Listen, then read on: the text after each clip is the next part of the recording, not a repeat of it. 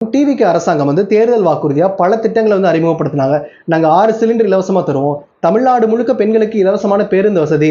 ஏன் நாங்க வந்து ஆட்சிக்கு வந்ததையுமே வந்து விவசாய கடனை முழுமையா தள்ளுபடி பண்ணுவோம் அப்படின்னு சொல்லி பல திட்டங்களை வந்து அறிமுகப்படுத்துறாங்க. ஆனா அவங்க சொன்னது ஒண்ணு, இன்னைக்கு செய்யறது ஒண்ணாதான் வந்து மாறிட்டு இருக்கு. நிறைய பேர் வந்து விமர்சனம் பண்றாங்க. ஆனா உண்மையாலுமே இங்க இருக்கக்கூடிய ஒரு நல்ல விஷயத்தை நீங்க புரிஞ்சுக்கிட்டீங்கன்னா, அவங்க நிறைய இடத்துல கண்டிஷன் சப்ளை வந்து போட்டுட்டே இருக்காங்க. 6 சிலிண்டர்னு சொன்னாங்க, இப்ப 3 சிலிண்டர் தான் சொல்றாங்க. அதுலயும் வந்து ஒரு வருஷத்துக்கு 2.5 லட்சத்துக்கு கம்மியா வந்து வருமானம் இருக்கக்கூடிய குடும்பங்களுக்கு மட்டும்தான் இந்த 3 சிலிண்டர் அப்படிங்கறது சொல்றாங்க இல்லையா? உண்மையாலுமே இது வரவேற்கத்தக்க விஷயம். நீங்க எல்லாருமே விமர்சனம் பண்ணுங்க, அது உங்களுடைய உரிமை. அதுவும் நீங்க வந்து சொன்னது ஒண்ணா இருக்கு, செய்யறது ஒண்ணா இருக்கு அப்படின்னு நீங்க விமர்சனம் பண்ணலாம், தப்பே கிடையாது, அது சரிதான். ஆனா என்னுடைய பார்வையில நான் பார்க்கக்கூடிய விஷயம் என்னன்னா, அந்த டார்கெட்டட் பெனிஃபிஷியரி அப்படிங்கக்கூடிய ஒரு அப்ரோச் இருக்கு இல்லையா, அது உண்மையாலுமே சரி. இன்னைக்கு ஒரு குடும்பத்துல நீங்க வந்து கவர்மெண்ட் வேலையில் இருந்தாலும் சரி, இல்ல தனியார் வேலையில் இருந்தாலும் சரி, ஒரு குடும்பத்துல ஒருத்தர் 1 லட்ச ரூபா 1.5 லட்ச ரூபா சம்பாதிக்கிறத வச்சுக்கோங்களேன், அவருக்கு எதுக்கு இலவசமா அரிசி வந்து அரசாங்கம் 20 கிலோ கொடுக்கணும், எதுக்கு சக்கரை கொடுக்கணும்?